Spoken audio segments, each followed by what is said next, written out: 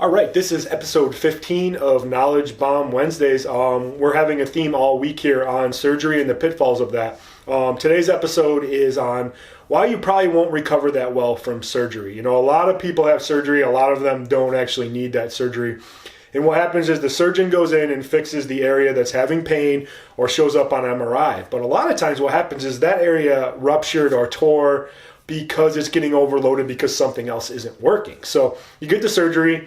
You think that's going to fix your problem. A couple months down the road, you're still having pain and a lot of dysfunction. And you go back to the surgeon, they're like, well, we'll go back in there and do some more surgery. But what happens is they never got to the root cause of the problem.